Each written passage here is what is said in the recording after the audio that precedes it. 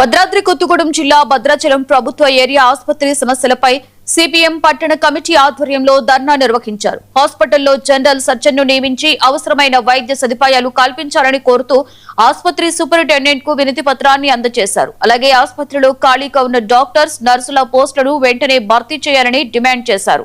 సమస్యలు పరిష్కరించకపోతే దశల వారీగా ఆందోళనలు చేపడతామని సిపిఎం నాయకులు హెచ్చరించారు.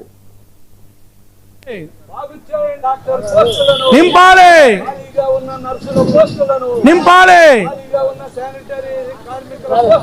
నింపాలి నియమించాలి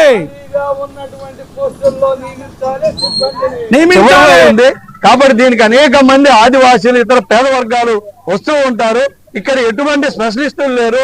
కేవలం కొద్దిమంది డాక్టర్లు ఎంబీబీఎస్ చదివిన వాళ్ళు ఇతరులు నానా తిప్పలు పడుతున్నారు. వాళ్ళ మీద రోజు విపరీతంగా ఏదో కంప్లైంట్లు వస్తా ఉన్నాయి. కాబట్టి వీళ్ళ శక్తి సరిపోవట్లేదు.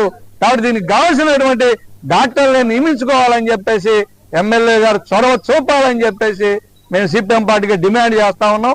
ఇప్పటికైనా ఎమ్మెల్యేలు కావచ్చు, లేదా మన రాష్ట్రంలో ఏ జిల్లాకి లేని అదృష్టం ఖమ్మం జిల్లాకు పట్టింది అంటారు ముగ్గురు మంత్రులు. కానీ భద్రాచలానికి ముగ్గురు మంత్రులు ఉన్న అదృష్టం ఏమో కానీ దురదృష్టమే పట్టిందని మేము చెప్పదలుచుకున్నాం. ఎందుకంటే వాళ్ళు దృష్టి పెడితే 5 నిమిషాల పనిది. ఆ మంత్రి దగ్గర సహచార మంత్రి దగ్గర కూర్చొని పోస్టులు నియమించుకోవడం పెద్ద పని కాదని చెప్పి మేము ఈ సందర్భంగా తెలియజేస్తాం. చివరిలో ఉంది కాబట్టి